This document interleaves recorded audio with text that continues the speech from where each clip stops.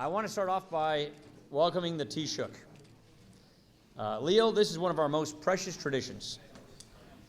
We come together here to honor those who are known for the gifts of Blarney and the tall tales, which in this town means absolutely everybody.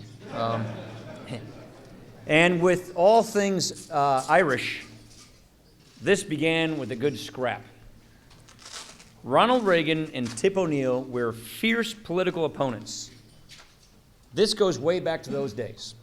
Their heritage was their bond. When it came to Ireland, the only thing they would argue about was who was more Irish. Reagan was so committed to winning this argument that he would say he was old enough to have actually met St. Patrick. And with a name like Ryan, I've got to say it is a personal privilege to carry on this tradition. It is a real honor to have you here, Taoiseach. Thank you very much for coming.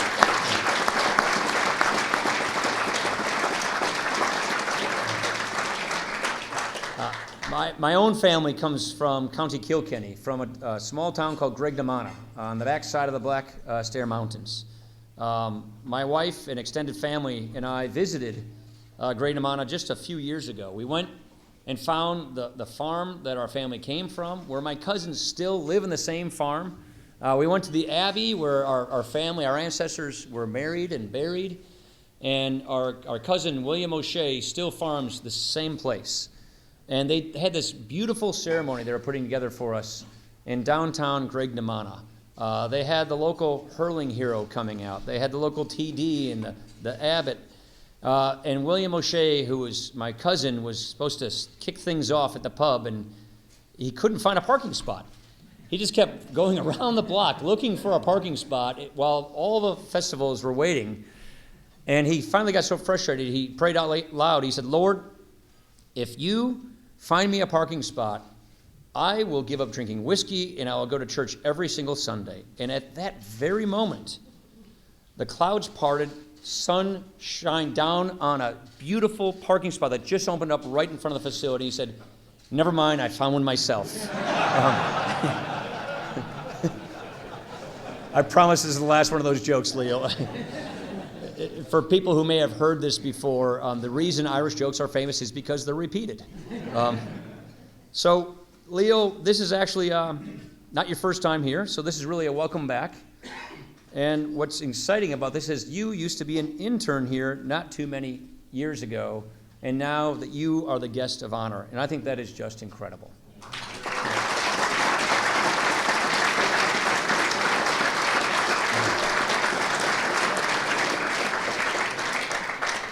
Many of us got our start that way. I, too, started as an intern here.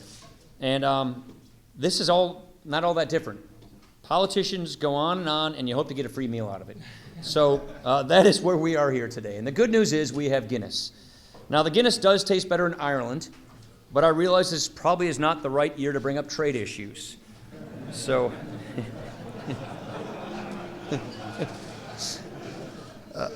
But our ties with Ireland are as strong as ever. I just look around the room. I look around the room and I see we have a speaker that's Irish. We have a Senate Majority Leader that is Scots-Irish. We've got members of the President's cabinet here. We've got maybe even a Kennedy running for president. Where is Joe? Yeah, he's around. Yeah, he's right here. But look at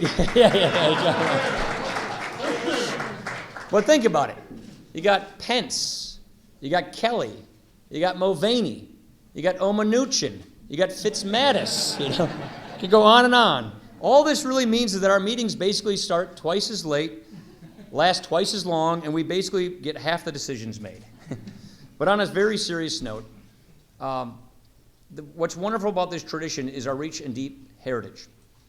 Before Notre Dame was known as the Fighting Irish, that name belonged to the U.S. Army's 69th Infantry Regiment.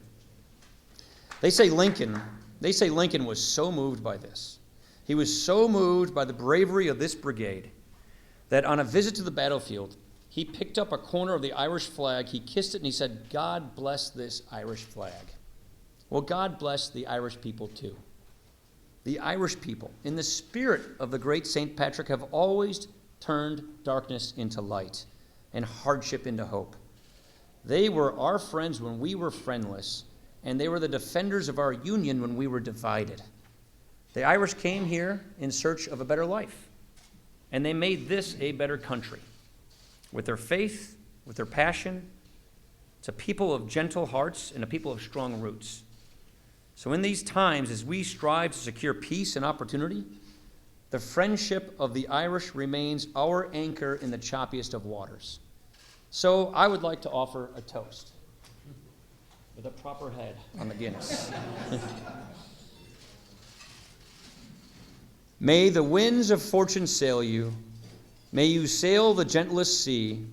May it always be the other guy or gal who says, "This drink's on me." Sláinte. Sláinte.